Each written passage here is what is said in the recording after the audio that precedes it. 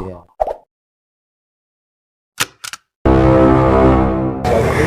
Assalamualaikum warahmatullahi wabarakatuh. Hai guys, berjumpa lagi bersama Mega Puspita di Rujuk Podcast Lugas dan Beriman.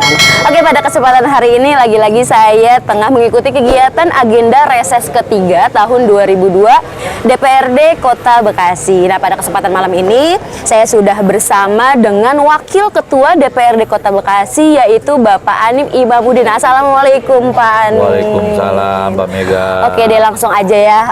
Pada kesempatan hari ini, sebelumnya saya mengucapkan terima kasih nih untuk Pak Anim telah menyempatkan waktunya di Rujuk Podcast. Siap. Oke, ini langsung aja nih Pak, kita berbincang terkait dengan kegiatan reses yang ketiga ya Pak ya. Nah, ini bagaimana nih untuk ulasan kegiatan reses pada malam hari ini? Baik, makasih Mbak Mega. Siap. Dan juga saya ucapkan terima kasih kepada Rujuk Podcast yang hari ini meliput kegiatan kita. Ini adalah tugas sebagai anggota DPRD. Siap. Kita ada istilah namanya istirahat di masa sidang. Kita mengadakan reses, dan reses ini ada reses ketiga. Ini waktunya dari tanggal 26 sampai dengan tanggal 31. Siap. Berarti di hari Senin kita sudah masuk lagi, kita penutupan masa sidang. Pembukaan masa sidang. Nah, tentunya proses ini adalah bagaimana komunikasi anggota DPRD di daerah pemilihannya untuk bisa ketemu dengan konstituennya. Nah, pada malam hari inilah ya, kemarin saya di Jati Sampurna, di RW 10, kemudian di RW 5, dan sekarang saya dijadwal di RW 11, Kelurahan Jatisari, Kecamatan Jati Asih. Nah, tadi sudah disaksikan bahwa masa reses inilah kita berdialog, baik itu kepentingan pembangunan yang ada di wilayah daerah pemilihannya. Seperti tadi ada mungkin di sini pembangunan di bidang infrastruktur, tadi disampaikan mungkin di bidang pendidikan dan juga di bidang kesehatan. Inilah dialog kita kepada masyarakat. Dan nanti permasalahan-permasalahan. Contohnya di Pasung ini kan permasalahan bagaimana terjadi sebuah sengketa antara Bumi Digantara Permai, yaitu pengembang Bumi Digantara Permai, ya, Karya Makmur, dengan masyarakat di RW 011 Pak Polo sendiri. Nah, ini sampai terjadi lapor-laporan. Nah, tentunya kita sebagai anggota DPRD bisa memfasilitasi melalui Pak Lurah, melalui Pak Camat, saya sampaikan, dan solusinya supaya semuanya jangan dirugikan.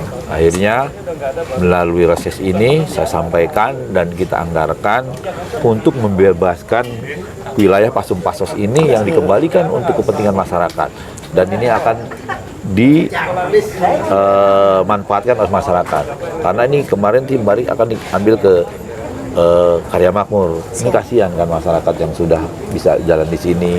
Nah, akhirnya melalui fasilitas saya, Karya Makmur pun memberikan secara existing tidak ada perubahan, dan di sini dipakai sebagai pinjam pakai sampai dengan 2023. Saya bebaskan untuk kepentingan pasus-pasus masyarakat. Kira-kira itu Mbak Mega. Siap. Nah, untuk dari reses ini kan ketiga ya, berarti sudah yang terakhir di tahun 2002 ini, di penghujung tahun pula nih ya. Nah, mungkin kira-kira sudah pencapaian apa nih yang sudah direalisasikan untuk aspirasi di tahun ini, dan mungkin PR terbanyak ya kan, ini kan untuk tahun anggaran 2024 mendatang ya, untuk 2 tahun mendatang. Nah, kira-kira dari pandangan Pak Anim sendiri ini untuk itu tadi ya, tadi kan saya sempat menyimak aspirasi dengan skala prioritas. Nah, kira-kira untuk di 2024 ini tadi PR terbanyak yang termasuk dalam skala prioritas itu apa aja sih? Memang untuk periode 2019-2024 ini hampir 2 tahun ya kita kena COVID kan. Ini semuanya dilipofocusing, semuanya dipindahkan, semuanya tidak ada pembangunan.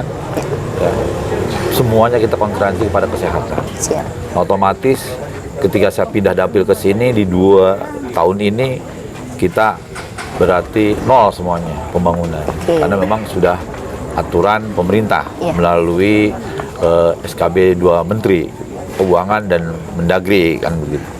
Nah, baru di penghujung tahun 2021 ini kita bisa merealisasikan anggaran masyarakat. Selama 2021 ya sampai 2021 terakhir sampai dengan 2022 ini ya rentan waktu hampir 1 tahun ya. Mungkin di dapil saya sudah membantu masyarakat melalui aspirasi, baik itu di bidang pendidikan, kemudian bidang kesehatan, infrastruktur, kemudian juga penerangan, kemudian juga drainase, gitu kan. Itu kurang lebih hampir mencapai 36 miliar. Ya, sudah diberikan kepada masyarakat. Nah, ini juga tentunya kalau didengar tadi gitu kan, kebanyakan khusus di Bumi Dirgantara Permai, ini dapil baru kan buat saya.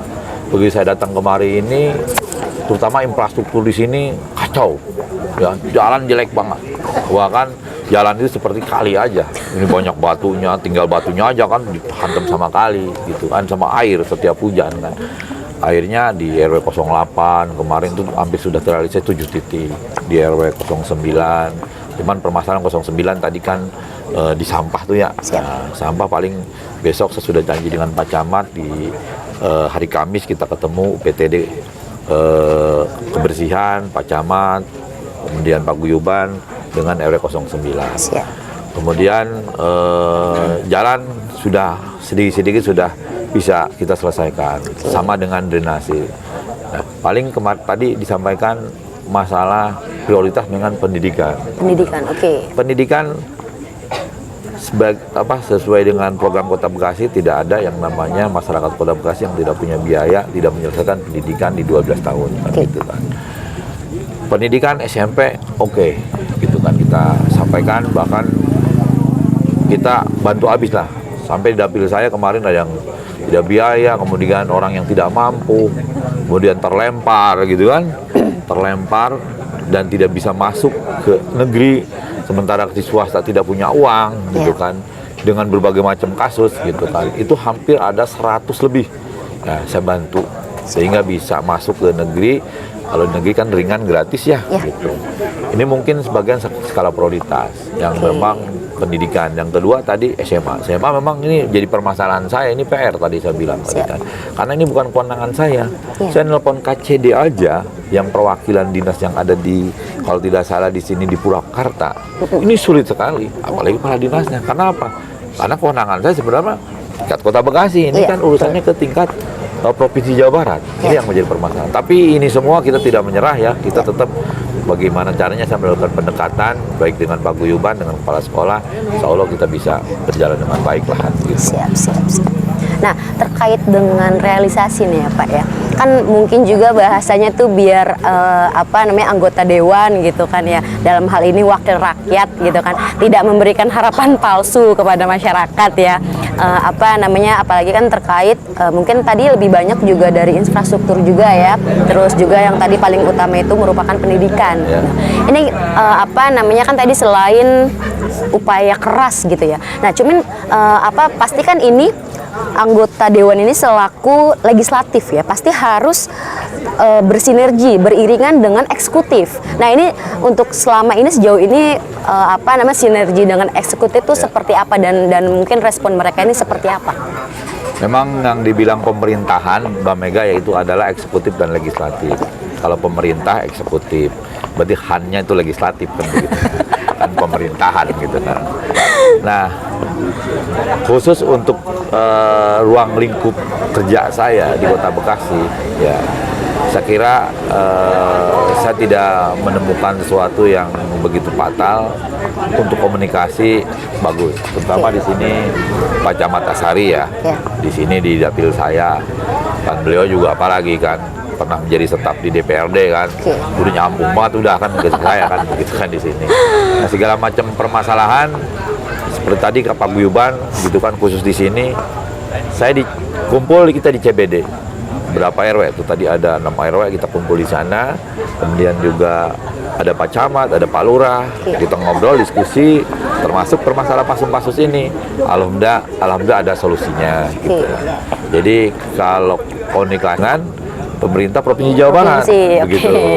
Yang dikaitan dengan pendidikan. Sebenarnya ini kan tugasnya DPD Provinsi nih ya. Kadang-kadang di situ juga menemui kesulitan gitu. Tapi kalau saya khusus di Kota Bekasi, ya kalau kepala dinas kan masih di bawah naungan kerja kita ya, khusus SMP, saya bisa telepon mau malamnya berapapun diangkat buat kepentingan masyarakat. Dinas Kesehatan juga sama, baik itu Bu Tanti, semua saya telepon, RSUD Kota Bekasi ya. Dokterku saya telepon, alhamdulillah masyarakat di sini pendidikan dan kesehatan pun ya, misalnya ada masyarakat di sini, masyarakat yang tidak punya KTP dan dia juga nggak punya kakak, masuk ke rumah sakit nggak punya uang, teleponnya ke kita. Bagaimana solusinya? Itu masuk kategori masyarakat terlantar.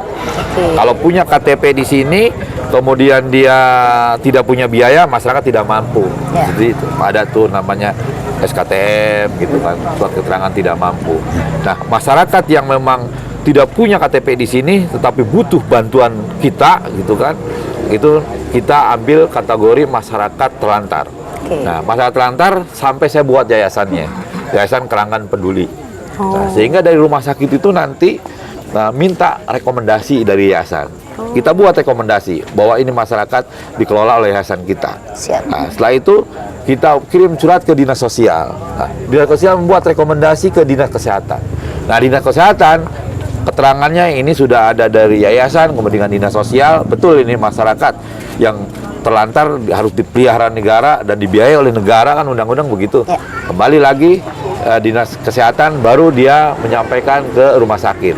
Nah, dibuatlah di situ biaya bagi anak terlantar. Itu semua ada anggarannya. Dan kita sudah fasilitasi anggaran untuk kepentingan masyarakat yang terlantar, masyarakat tidak mampu, ada di rumah sakit RSUD Kota Bekasi. Gitu. Oke, berarti sejauh ini sinergi memang terus berjalan. Alhamdulillah, bagus. Dan korelasinya pun memang tepat gitu. Orang slogan kita kan bukan janji tapi bukti. Siap. Begitu. Wah, biar nggak PHP. Kalau tadi kata sampai masyarakat. Yang namanya masyarakat malam-malam datang ke rumah, sampai ada video itu tuh. Namanya video komedi Keranggan. Itu betul-betul terjadi. Malam-malam saya diketok. Nah, dia tidak punya KTP, tidak punya apa, surat nikah nggak punya. Tapi punya anak, kan saya bingung. Begitu kan, ini bagaimana judulnya? Surat nikah kagak ada tapi anak punya. Iya Pak, katanya saya surat nikah nggak punya surat nikah katanya kan, karena KTP saya nggak punya. Tapi saya mah kawin aja katanya kan, begitu kan. Nikah nggak punya surat ya. Akhirnya malam-malam saya fasilitasi kan, sampai bawa ke rumah sakit semua, KTP nggak ada, saya telepon dokter Kus. Alhamdulillah sampai dibuatin di sebuah video cerita namanya komedi Keranggan. Itu nyata. Jelas, malam-malam jam 11 saya diketuk masyarakat. Akhirnya menggunakan mobil kita untuk berangkat ke sana. Ya, berarti ada cerita juga ya dalam pelayanan masyarakat. Nah, makanya kita benar-benar harus tulus gitu. Kalau memang kita tidak tulus, seperti saya nggak pikiran jadi 3 periode, seperiode kelar itu. Luar biasa ya Pak Andemin. Oke, kembali ke reses tadi. Nah, mungkin tapi kan tadi kan masyarakat sudah diberi kesempatan untuk menyampaikan aspirasinya ya kan. Dan ini Pak Anim sebagai anggota DPR juga berusaha untuk terus memberikan solusi ya kan, dan merealisasikan apa yang menjadi harapan masyarakat itu sendiri. Nah, tapi kembali ke persoalan regulasi. Mungkin bisa diulas lagi untuk mengedukasi masyarakat terkait dengan regulasi tadi. Biar masyarakat juga nggak mikirnya di PHP-in, padahal kan memang semua ada SOP-nya. Iya, ini bisa diulas. Makanya seperti tadi saya dibilang pendidikan, kadang-kadang kan walaupun bagaimana kan seperti Pak Nur Pakih tadi kan, itu sebenarnya kan bertanyanya sebenarnya salah kamar. Tapi kan kita sebagai anggota DPR harus bisa menjelaskan bahwa ada yang namanya aturan khusus, baik itu SMA maupun SMP gitu kan, itu ada namanya jalur afirmasi masyarakat yang tidak mampu dan lain sebagainya kan, itu afirmasi itu salah satunya. Setelah itu jalur zonasi. Jalur zonasi itu regulasinya dia harus 800 meter. Nah, kalau ada 900 meter ya dia kagak masuk kan gitu. Nah, emang aturannya begitu. Siapa yang ya memang aturan perdanya begitu kan. Gitu kan. Kemudian ada lagi jalur prestasi. Nah, jalur prestasi itu 5%. sampai dengan 10%. Nah, itu jalur prestasi itu dia bisa jadi juara catur, bisa renang misalnya, sepak bola dan lain sebagainya, itu membantu gitu kan. Kemudian ada lagi nama jalur luar provinsi gitu kan, seperti DKI dengan Kota Bekasi, Bogor dengan Kota Bekasi, tetangga-tetangga maksudnya. Nggak mungkin Bogor dengan Ciamis kan, nggak mungkin kan? Atau Bekasi kan kebauhan gitu kan. DKI ke sini itu 5% juga gitu kan. Nah, itu punya NEM yang lebih tinggi, ada aturannya. Nah, sehingga seperti pertemuan seperti sekarang kan, bagaimana dia mempertanyakan kaitan dengan SMA, ya memang SMA itu regulasinya berbeda, kebijakannya berbeda. Itu adalah kewenangan provinsi. Kita di sini kewenangannya Kota Bekasi. Kita sampaikan kan baik-baik seperti tadi, dan kemungkinan mungkin ada jalur persuasi gitu. Akhirnya dengan paguyuban nanti seperti di Kerangan Permai, saya kumpul dengan paguyuban gitu kan. Setelah itu Pak Camat saya panggil, kemudian kepala sekolah saya panggil, kita ngomong duduk. Ini jalurnya ini segala macam. Alhamdulillah kemarin dari 25 ya yang kagak terlalu benar-benar menabrak aturan lah gitu kan, 10 orang terfasilitasi gitu kan. Ya mudah-mudahan di sini kan kemarin baru tahu nih saya sekarang kan. Nah, saya akan pakai pengalaman saya yang di Jati Sampurna, mau saya pakai di sini. Karena kan ini jalur, karena kan di sini kan saya dapil baru kan. Baru kayak begini kan permasalahannya kan gitu. Oke, mungkin terakhir nih harapannya untuk masyarakat itu sendiri ya, ya itu tadi terkait dengan regulasi penganggaran, ya kan, dimana lagi-lagi kembali ke masyarakat agar mereka tidak merasa di PHP-in lah ibaratnya gitu, jadi mungkin bisa kembali diulas terkait dengan regulasi realisasi yang mungkin berkaitan dengan anggaran APBD itu tadi seperti apa? Makanya tadi kan saya sampaikan bahwa untuk mendapatkan anggaran APBD ini rangkaiannya, kemudian aturannya begitu panjang, begitu. Dimulai dari misalnya musrembang, karena musrembang sebuah aturan dan itu sebuah proses penganggaran harus dilalui. Walaupun tadi omongannya kan masyarakat saya musrembang mulu, nggak pernah dapat, ya memang itu harus dilalui gitu kan.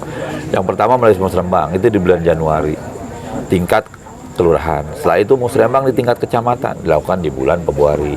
Ada lagi nanti musrembang di tingkat kota, itu di bulan Maret. Nah, itu dari musrembang kelurahan dikurangi lagi prioritas, semakin kecil aja tuh usulannya. Di kecamatan diusulin lagi di bulan Maret ke tingkat kota, semakin kecil lagi.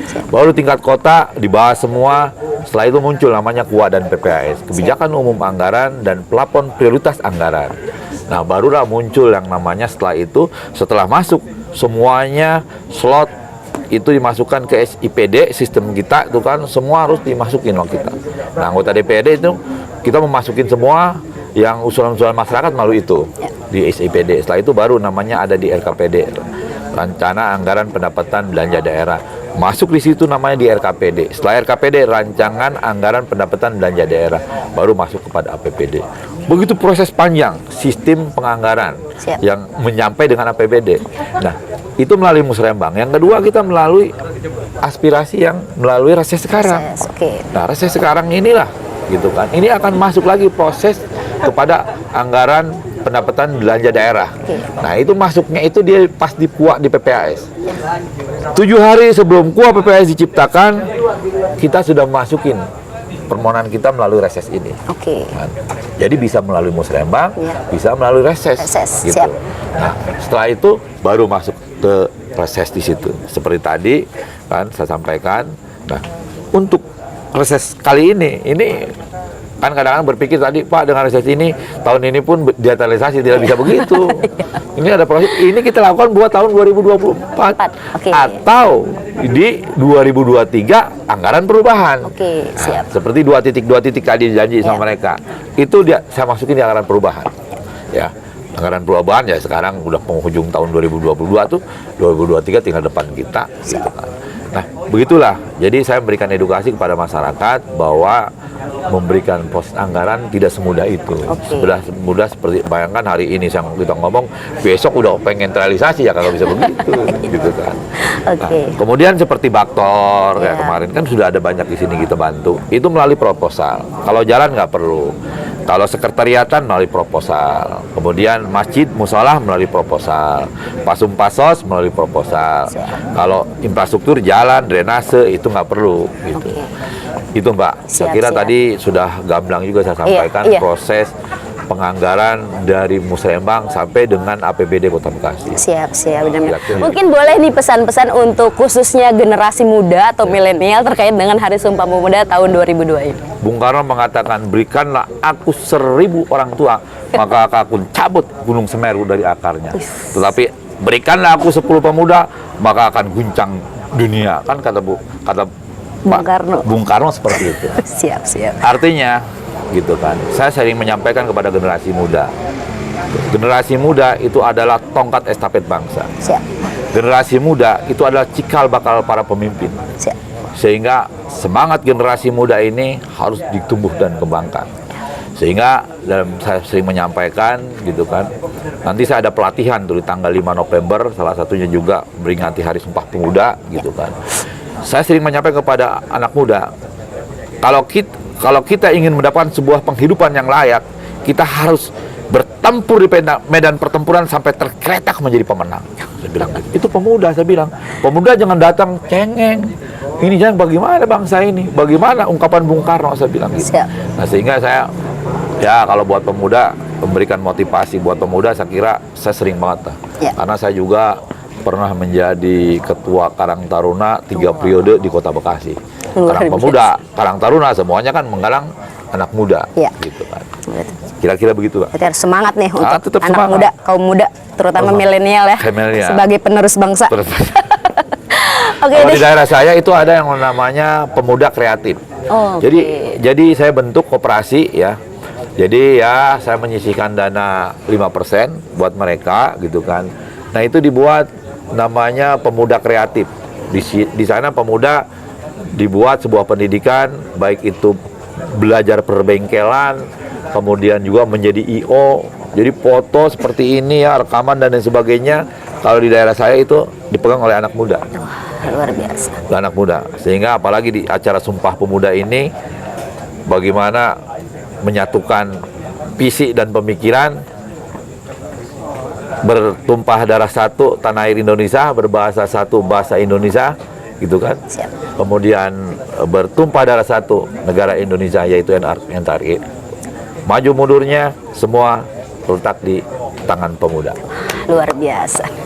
Oke nih, ini obrolan pada malam ini amat sangat informatif sekali ya dari Pak Hanim ini selaku Wakil Ketua DPRD Kota Bekasi. Nah sekali lagi saya ucapkan terima kasih untuk Pak Hanim ya kan sudah menyempatkan waktunya. Semoga sukses terus dan bisa memberikan pembelajaran dan informasi khususnya kepada masyarakat, khususnya penonton Rujuk Podcast. Siap. Oke, langsung aja saya Mega Puspita undur diri dan jangan lupa untuk di subscribe, like, comment, and share sebanyak-banyaknya Rujuk Podcast di Rujuk Channel.